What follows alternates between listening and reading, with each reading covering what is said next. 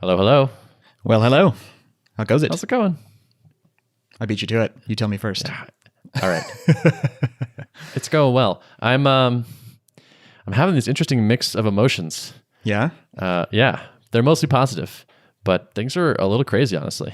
Is this is like a good problem to have type of crazy? Like a lot going on? Yeah, I would say it is. It's like my calendar is packed full of things, and we're getting more emails and more people and more trials, and it's just it feels nuts, but it feels like things are working. Yeah. Yeah, it's crazy. Well, congrats. That's a good spot to be in. Thank you. Yeah, it feels good. I'm happy to dig into a bunch of that. Mm-hmm. How you doing? Same. Like I feel pretty good overall, but I've had started the onboarding calls this week for Level. So I've had, I think, 8 of those so far. It's like the expected response of people, overall seem impressed with the product and very, interested in trying it out. Nobody like, oh my gosh, yes, I'm going to switch my team of 100 to this tomorrow. Here's my money, take it. But that's to be expected that it's going to be kind of a slow build. So, overall, I'm feeling positive about it. But yeah, I've had, definitely a broken up week more than I have in the past few months, where like I'm having to set aside time to do these calls, and that definitely, eats into my productive time a little bit. So kind of balancing that. Yeah, calls are a little bit brutal, where they really sap the energy. Like I find them tiring to do, and like I kind of dread all of them, even though I know they're going to be okay. Like it's not like they're so bad when I actually do them, but I'm like, oh man, I have 3 calls today, like or 4 or 5. It's like, wow, yeah, it's a lot. Yeah. For me, like I've noticed now that just did call number 8. It's always fun, like working out the kinks of a demo. And I tried, I practiced it, talked about this last time, practiced it with some people ahead of time and felt just kind of apprehensive about it. But Monday morning came and I had 3 calls stacked up that day, and I just started doing them. The first one was a little bit, bumpy. I was been like playing around with different details, like when do I actually send the invite code to the person? Do I do it midway through the demo so we can play in the product while I'm demoing it, or do I just go me sharing my screen, walking them through the whole time? And kind of iterated on that enough. I feel like I've got the demo down pretty good. I'm not looking at notes anymore, and I'm not feeling any like anxiety going into calls now about the process. So yeah, repetition helps. Yeah. So these people have all paid a bit. Yep. Is it $50 or something? $48. Yep. They've all put down their deposit. So I think I touched on this last time, but I've gone back and forth on, is the call to action like start your subscription today, right after I've given you the demo, or am I giving it kind of a trial period? I kind of settled on just going with my gut on what feels most fair and reasonable. And I think in this situation, like since the person I'm talking to is obviously interested, but they often need to show it to their teams. They need to get feedback from maybe some other decision makers in the org, or just some of their lieutenants or whatever. In most cases, it's like, hey, take this. Can I get a commitment for you to try it out in the next week? Oh, so-and-so's out. Okay, maybe try it next week, and I'll touch base with you in the following week. And then we can kind of talk about making it more official and getting your billing set up if it's working for you. So on the one hand, I wish I had a bunch of, subscriptions actually started in Stripe and running, but this feels like the fairest way to go. Gotcha. Okay. Yeah. So when you do suggest a trial, are you like suggesting a length of time? I'm kind of leading with a week.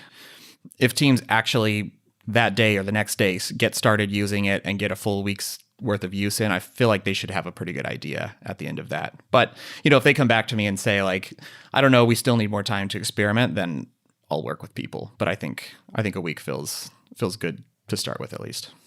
Gotcha. That sounds like a little short to me, honestly, for a tool that is like a big workflow change. Like I could see 2 weeks being pretty reasonable. Mm-hmm. Yeah. I'm basically like, try it for a week, and is it cool if I touch base with you a week from now and find out how it's going? So, I mean, that very, very easily could lead into like, yep, we need another week, and that's totally fine. Yeah. Mm-hmm. That's cool. Yeah. I mean, that's sort of where I've been at, where it's like, I'm like, I've been starting with 2 weeks, and people are like, oh, like if we needed another week, would that be okay? And it's like, yeah, sure. It's not hard and fast. I don't think it matters too much. Yeah. Are you, when you're talking to folks, are they trialing it, or are they paying up front? I've been mostly moving to trials now, because for the right kind of ideal customer, it seems to be, they seem to like it a good amount when they try it. And their expectation seems to be that they're going to be able to try it before they pay for it, which is pretty reasonable. Given it's kind of expensive and you pay per seat. So it's like, yeah, you should buy. My default is like a year. So it's like, before you buy it for your whole team for a year, did you want to try it at all? Like, yeah, the answer is pretty much yes. Yes. That's a kind of a weird ask with no, like back when we were in pre-product days, it's like, I can't let you try it. Sorry. Like, you just have to be a true believer and trust me. But now it's like, no, I'm just not going to let you use it. So I've been offering trials to people. It's nice because I've been bumping into this thing with teams where it's like, to get them to pay for things, it just slows everything down. To get a credit card going and like get the authorization and approval from security and whatnot, it's just like, bleh. But it seems like everybody can best start using software without much work, at least. I had to sign one NDA for somebody kind of thing, but mostly they can like at least try it without too much shenanigans. Yeah. Yep. So yeah. Yeah. So I think, folks, I've got some various like instrumentation in place, and it appears a good number of these teams are logging in and putting the product through its paces. So that's been good. They're posting things and commenting on things and mentioning each other. Yep.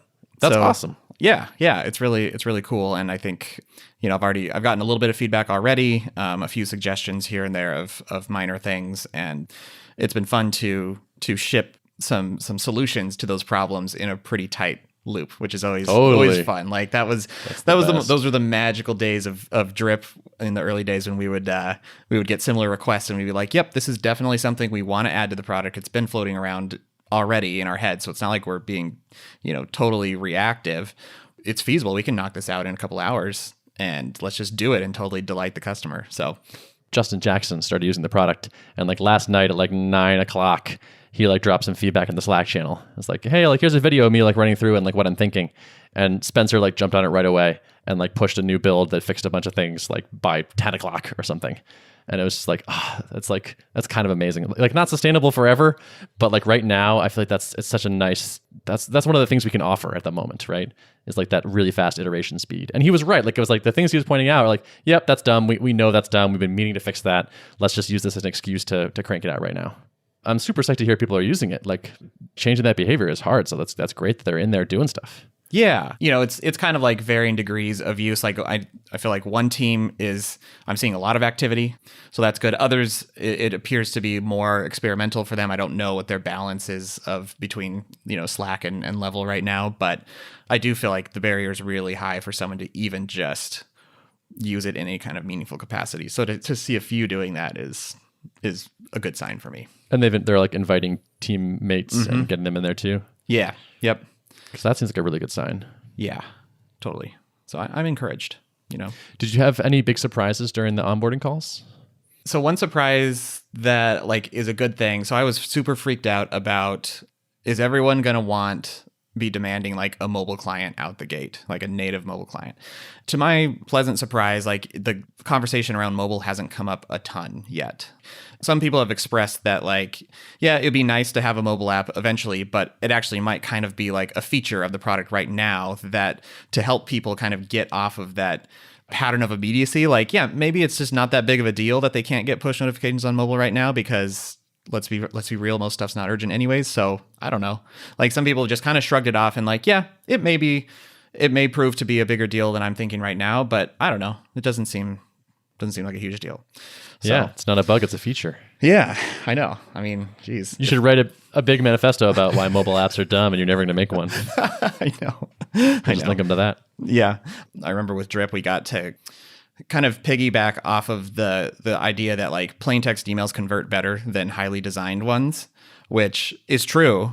And also happened to be really good for the engineering side because like who wants to build a big visual email builder? So for the longest time, it was like, yep, this is both best practice and we're really happy from the product development side about this. That's the best. Yeah.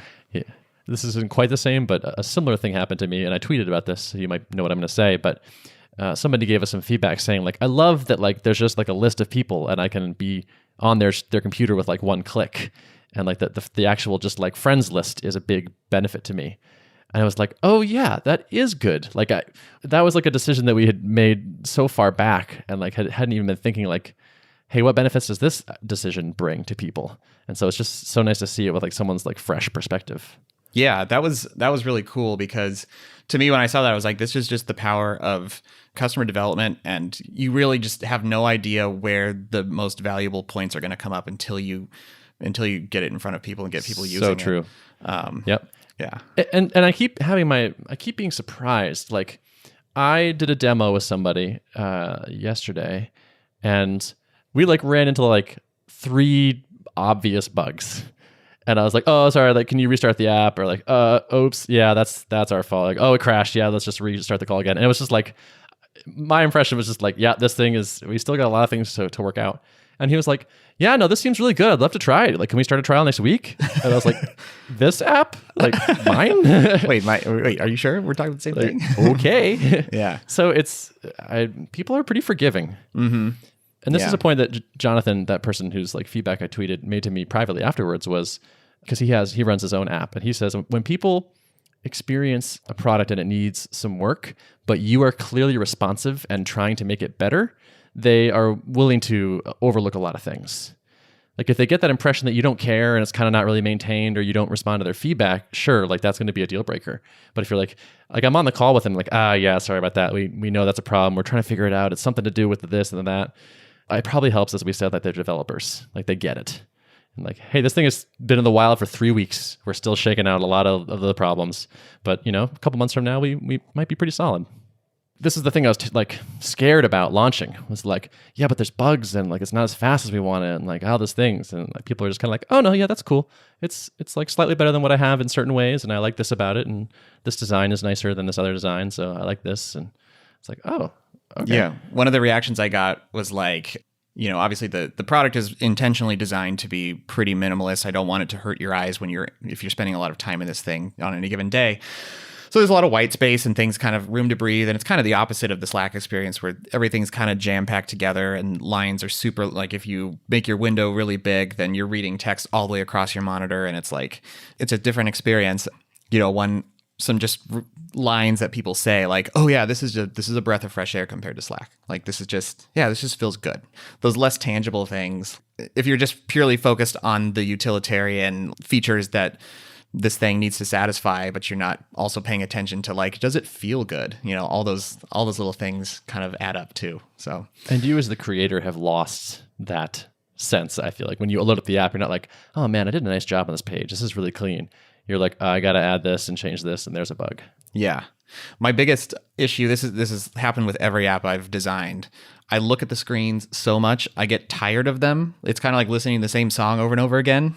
I start to get really sick of a lot of designs. And for me, like the sign of a good design is when I can continue to look at it forever and not just hate it, but like be okay with it. And certain things, just like, man, that icon really is really nagging me now. Every time I see it, I can't stand it, so I have to change it. And so I will occasionally go in and just do like a couple hours of polish and refinement, just so that I don't hate looking at the UI. But well, congrats on that early positive signs. Yeah, thank you. Yeah, I'm feeling pretty good. That's cool. So you want to talk about habits for hackers? Yeah, let's hear that. I got some stuff going down. Yeah. It's going okay. Okay. So the bidding is going on right now. If you are not aware, like I'm running a course starting next week, actually, that's a month long. And rather than set a price, I was like, let's try an auction model. And the auction model is take everybody's bid. I was originally going to do 100 spots. Whatever the 100th highest bid is what the price is. And everyone that paid a bid that or more gets in. So I trying this model, sent out the emails, didn't really do that much marketing for the course. There's like 800 something people on the mailing list. So it's like, that's a pretty good size, but not a ton. And so I sent the email being like, all right, here's the deal. Let's go in, and sent it to Adam. And he was like, you have 800 people on the list and you're trying to fill 100 spots. A 12% conversion rate would be pretty amazing. And also with this auction model, since the lowest thing in the top 100 is the bid, if you get like 90 bids, the price is the lowest bid. And I was like, wow, that is a great point, and I'm pretty dumb. And why did I not get you to read this before I sent it out? Well, it's funny. I read the email too, and I didn't pick up on those that ratio. You know, it just didn't even strike me when I read it. Yeah, So and to be clear, I do blame you for this. This is definitely your fault. yeah. Well, you can add me to the list of people who didn't catch it. So Yeah, you're right, exactly. So, so I was like, okay, well, let me walk this back a little bit. For the actual email that said, okay, the bidding has started, I said, hey, like, I just basically laid out what I just told you. It was like, I was dumb. I talked to Adam. He made a great point. I don't want to do a dumb thing. So I'm going to drop the number of spots to 40. And I think that's a more reasonable expectation. One guy, by the way, was real mad at me, for the record. Everybody was basically fine with it. Everyone was like, totally get it. And I was apologetic. I was like, that was dumb. I did a dumb thing. Sorry. I'll try to not do more dumb things. And like everyone was basically like, yeah, sure. Don't beat yourself up about it. And then one person was just like, right. And granted, this person has not paid you any money for any good or service yet. This was purely a revision of a pre email. So, yeah, exactly. Okay. Let's give him no more airtime. You know what? So here's the thing. I think he was having a bad day. I've written emails like this person wrote when I was mad about something else and like didn't get enough sleep, and I saw something that pissed me off, and I was like, I'm gonna take it out on this person. So like, I bet that's what happened to him, and I'm not gonna worry about it. Anyway, everybody else seemed pretty cool with it. The bids have been coming in. I have not I haven't compiled the list of all of them to know like what is the 40th highest bid right now, but it might not be that high. Okay. All right. Well, so we'll see. Like it doesn't close until tomorrow morning. But the thing is like dropping the number of slots also drops the thing that you multiply the number by. And so it's like, I may end up in a situation where it's like, I'm looking at running a month-long course for like not that much money. And so I'm kind of torn on what to do. Like, it really depends on what the final number looks like it is. But like, I'm not going to pretend this course is not going to be a bit of a distraction for me. And it's kind of a month-long distraction. And so if like the number doesn't look like that much, it's kind of like, do I have to do it or could I just not do it? Like, how much, honest feedback, like how much of like a dick move do you think it would be for me to just be like, sorry, I'm not going to do it? I mean, you might get a few more of those, you know, like the one guy, but on the other hand, this has not cost anybody anything. It's just been a few minutes of their attention and a little bit of time for them to fire off an email to you with a bid. So, I mean, to effectively say the auction is reversed, Yeah. You get a theoretical refund of your theoretical dollars. To me, that doesn't seem. I mean, and I think it's just an opportunity for you to be authentic with, like you have been in your previous email. I don't know. I don't think it's that big of a deal. Okay, that's interesting. I sort of agree with that. That was kind of my sense too. Like, I feel like a lot of these people on this list are people that have known me for a long time, and they've seen me screw up before, and like they're going to see it in the future. And I think I think they'll be pretty okay with it if that is what ends up happening. Yeah. Well, it's like, hey, you know me, I'm Ben, I'm running a startup. It appears based on what the market has said that there's not sufficient demand for this to be worth it to run. So I'm not going to run it right now, and maybe it'll come back in a different form later on. That's really good phrasing. I like that a lot. Yeah. And true.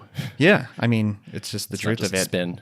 Yeah, that's good. And honestly, every day Tuple gains a little bit of steam. So it's like, we're not making nearly enough money to pay our rent or anything. We're signing up more and more trials, and we do have revenue coming in the door. We did $1,400 in sales this week. That's real money. And so it's like, maybe I don't even need the income from this course. Like the point of the course was to extend my runway, but like maybe we might be able to just make it there. So the course is looking less lucrative and the alternatives are looking less bad. So it's like, there's quite a confluence here. And I feel a little bit crazed right now because there isn't enough stuff happening. And some of that's just on me. Like, I just need to prioritize better and build some support stuff for myself. But it's like, the thing that I really care about is going well. Why do I want to take my eye off the ball for it in this crucial moment? Mm-hmm. Yeah, I mean, just trying to put myself in your shoes. Like, I mean, there are plenty of people who do side things or do the consulting while getting a SaaS off the ground or whatever. Like, a lot of different ways people approach this. But I know for me, I've done the nights and weekends thing with the SaaS. It's really hard. And even now, trying to imagine having another thing pulling my attention, like, it's tough, so I think it's not a bad call for you if you can afford to maybe hold off adding to the runway right now, might be a good sanity move. I could. It's doable. So I'm honestly leaning that way. Like, we'll see. Maybe there'll be a flurry of last minute things, and I'll be like, ooh, that's a nice chunk of change. And, like, it's focusing on something that will be good for me anyway. It's like, okay, if I just am doing habits reliably with other people, and it's almost a good distraction. So we'll see. Yeah. But thanks for your feedback on that. Yeah, you bet. I mean, this was an experiment from the get-go, so I think you've learned something, And people were like, this is kind of risky. I'm like, yeah, but it'll be interesting. Like, I sometimes like to optimize for just, learning new stuff, like do a breadth first search on reality for coolness. Yeah. So, are you comfortable saying how many bids you've gotten? Like, I don't actually know. Okay. I can glance at it. I would guess about 40-ish. Okay. So right around where it was constrained to. Yeah. Yeah. Something like that. So something in there. I misunderstood how drip worked, and I sent that email to people who didn't want it, which was kind of a bummer. Yeah. Just a segmentation. Yeah, it's just a segmentation thing. It was my fault, where it's just like I'd have people tagged as having signed up to hear about Habits for Hackers, and then some people. But I also made a campaign that was like had the information for it. And so some people unsubscribed from that campaign, but they want to stay on my list. But I sent the broadcast to everyone with the tag. And so it's like, oops, sorry. So somebody emailed me, but he was really nice about it. I was like, oh, I'm sorry, I screwed up. I didn't know how it worked. And he was like, oh yeah, no problem. Authentic apologies and admission of guilt seems to be, I'm going to have to get really good at that because I screw up all the time. So hopefully I can retain the skill. Yeah, let's face it was not that big of a crime that you committed with your so, yeah. I didn't buy it from someone else and then just spam them or something. No. So I want to get your thoughts on something. Yeah, sure. Because you've been through this with drip, which is, we're faced kind of with an interesting question here, which is between slowing growth down a little bit or allowing it to speed up. Basically, I've been doing onboarding calls with almost everyone we brought into the app. But a company signed up and was like, hey, can we have a trial? We're really interested. We're evaluating you and one other product. Like, we're going to decide on one and buy it for everybody. And it's going to be like 40 people. I'm like, yeah, we want to be in this. But now, like, they want to have like 18 people try it. I probably can't or shouldn't schedule 18 20-ish minute onboarding calls. That's just like ridiculous. And so it feels like, okay, we should build some infrastructure so I can onboard people in a scalable way. But also, like, I feel like there's a lot of goodwill to be gained and like rapport to be generated when I actually do get on calls with people. And like, I think you're more willing to overlook the bugs and whatnot when it's like, okay, I talked to Ben. He said he knows that part needs some work. I understand. He's a real human. I feel better about it. One option is to just like, don't take on as many new people and like be more selective about who we give a trial to, basically. Like, so we're starting to like kind of open the valve a bit. And it's like when people look like they're a good fit, I'm like, hey, let's get you a trial. And we could just be like, we could raise the bar on that basically. And then I could continue to have a lot of contact with everybody. Or I can do things like building out an onboarding sequence, recording some videos that have, like teach people how to use the product in a more scalable way. Mm-hmm. Yeah. Yeah. I'm trying to think back, like kind of what that looked like specifically for Drip. There was a pretty long stretch of time where, it was a lot of pre-open access signups where we did kind of invite-only demos. Rob did a lot of that, the high touch demoing it to folks and stuff. But how long was that period? Do you remember? If I recall, like we started doing that super early in the development process. So like I want to say around March, and then that was like really early. So we had a bunch of stuff that we had to go back and kind of build. And then I think he did more a few months later and kind of then started inviting in, started doing the rolling launch. So it would be like invite a chunk of people. Now it sounds like you have people kind of beating down your door to get in urgently, yeah. Which, I mean, we certainly had our list and the people interested, but I think we just kind of started working through that list, sending like to a couple hundred people an invite. At that point, I feel like there was like like Rob wasn't demoing all these people. He was he had a video recorded that kind of demoed the product, walked through it, and people would get that. And then once like we felt like the churn was not crazy and people were actually like things were working, then we opened up to the public launch, and that was in November, I think. then it went self-serve. So that was the experience with Drip, but every product is different, so. Yeah. Our product is not that complicated. Right. Like the idea is that it mostly gets out of your way and you're just working like you would be. And so there are a couple features and like best practices that are good to know and that are like will help you to be more likely to get success. I think we're fairly amenable to like a lower touch onboarding experience. I think so too. I would agree with that. Like Level, I think is going to be will definitely benefit from a higher touch onboarding.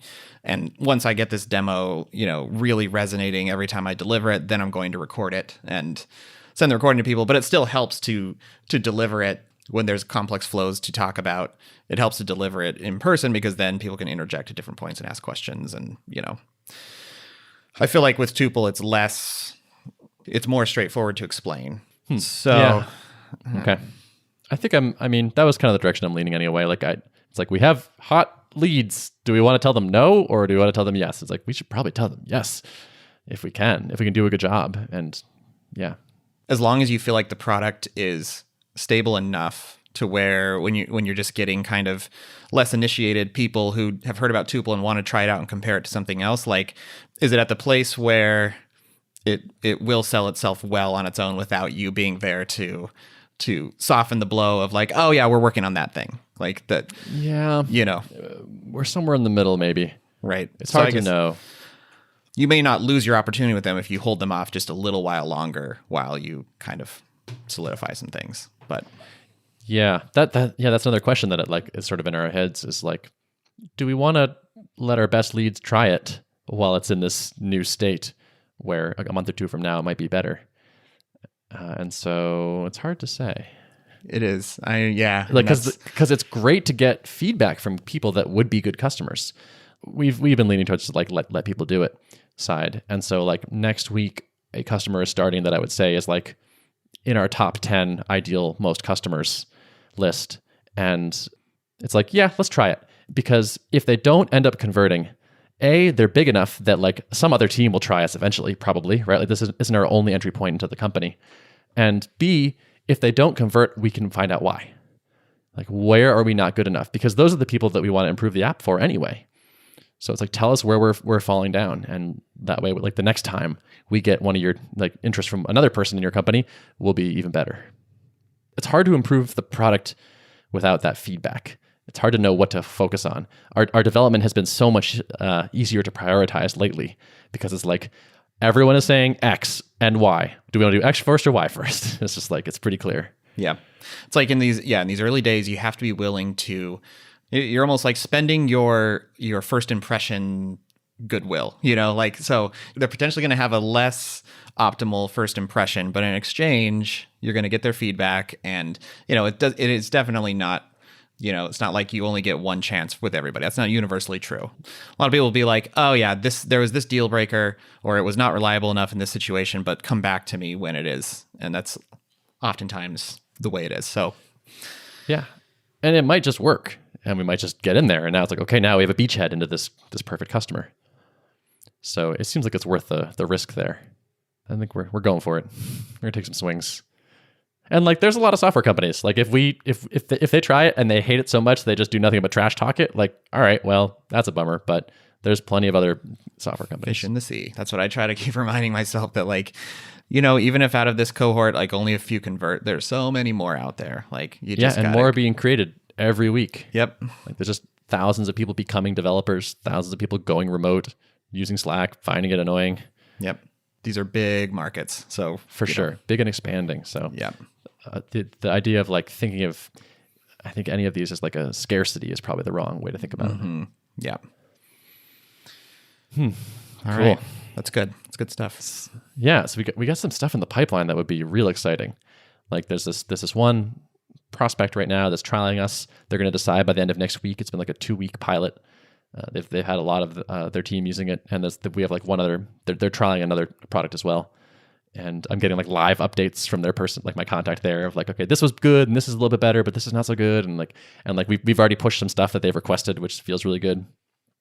So I don't know, like we might get it, which would be awesome. It'd be really fun to just like close like a double-digity kind of solid size team. That'd be amazing. Yeah, that'd be awesome. It starts to be real money like pretty fast. So yeah. Oh, exciting stuff, man. Yeah, thanks. I kind of can't believe it's kind of working. It's not working yet. It's not like if we stay where we are, we'll die. We'll run out of money. Yeah. So like, it's not like, oh yeah, we made it. Hooray. But it's like, okay, like the graphs are pointing in the right direction. And like the interest seems positive and the feedback is mostly good. I actually tried that superhuman product market fit survey. Yeah. Did you read this post, right? By Rahul? I believe so. Yes. It's I think the title was like building an engine for product market fit or something. It basically boils down to the survey, which is like, how disappointed would you be if you had to stop using Tuple? Who do you think it's best for? How can we improve the product for you? Whatnot. And I've only sent it to a small handful of people. And so like the most common answer so far is like somewhat disappointed, but we did get a couple very disappointed. So it's like, they say that the magic number coined by Sean West is like 40% very disappointed equals product market fit has been achieved. We don't have enough results back to say where we're at. Not there, I would say. Yeah, I figure you need a decent sample size and people who have put in a certain amount of use into it, right? And a lot of work. Like if we got to this kind of gold standard that fast, that would be kind of a miracle. But it's going to be interesting to get more people in there and get more of the feedback, more results on that survey, and then like, okay, we're at X%. Like, what can we do to get up there? And the questions on the survey help answer that. In fact, they already uncovered some things that I did not like. One thing was like someone said, it would be nice if you had feature X. And I was like, we do have feature X. We just failed to tell you about it. Mm-hmm. Yeah. Yeah. And the other thing was like, it'd be nice if this thing were true. And I was like, that is true. And you just think it's not true for some reason. So whoops. How are you thinking about like that closing the loop on keeping people educated on all it can do? And as you're adding new stuff, do you think you can use email primarily or we have a change log in the app, but you would be forgiven for not knowing that because it's kind of tucked into a corner somewhere. Yeah. I think we're going to eventually switch the way we distribute and upgrade the app over to something like, I think it's called Sparky, which gives you one of those like pop-up, like, we need to update the app. By the way, here's what's new. That would be great. We need to do that. So I think what we should do is email people. Like I should probably be emailing anybody that's like in a trial or in the alpha like once a week, I would say. Just like, here's what's new kind of thing. Yep. Because it's easy to not realize that the product is under active development and like the thing you asked for is now there kind of thing. So that's on me, I would say. It's one of those things that's easy to let go by the wayside because, you're focusing on the demos and the new people coming through the door and, they're focused on just patching things up and adding things that people need. But then sometimes it's like a big missed opportunity of just like making sure that everyone using it knows about all this good stuff happening too. So, yep, totally. Yeah. This is why it feels crazy to me, is because it feels like there's like so many things I could and probably should be doing. And they vary so much in what they are. It's like, how many calls a day should I do with people that are requesting trials versus checking in with the people that are giving feedback and going through current trials versus doing anything to try to encourage more future growth and marketing work. And just today, Joel was like, oh, you should, I forget what it was, like some sort of marketing suggestion. And I was like, really, Joel? Like I'm wolfing my lunch down and running to the bathroom because I have a call in like 5 minutes that like I just got off another call. It's like, I have just like so much inbound already that it's like, it's a lot. But then it's like, okay, like, should I let me be a bottleneck? Like if there's so much inbound interest that I can't handle all of it, there's an answer to that. And it's probably not just like say no to it. So I don't know, man, this is getting crazy fast. Yeah. Well, that's why you get paid the big bucks, right? Is there it is. There's the phrase. I like it. Because, figuring out that balance, I don't know. It just, you just got to work through it and figure it out. Yeah. And you too, you've got it even worse. No. You got to balance all those things. Oh yeah. Like it's so nice that I'm not like thinking like, how do I code this next thing? I did have a few envious moments this week where I'm like, Ben doesn't have to worry about writing the features and doing the calls and all that stuff. So a little true, jealous. Yeah, I get it. Yeah. Yeah, I'm very grateful for what I got. Yeah. But I'm continuing to look for trying not to over-engineer things and looking for the simplest, keep it simple, stupid type of solutions. And one that I'm excited about that I'm going to work on today, actually, after this call. Something that's come up from several people talking about like the integrations piece in Level. This was another like concern of mine was that, everyone's going to want all their tools talking to it. And like, I don't have any real native integrations to speak of at this point. So maybe it was just going to be a flat out like, no deal breaker. And that didn't happen. But a few people have expressed that like it is really important as part of our workflow for, tool X to be, dropping something in a channel anytime, a certain significant event occurs so that, these people on this team can respond to it. Right. I kind of debated like, what's the best way to approach this?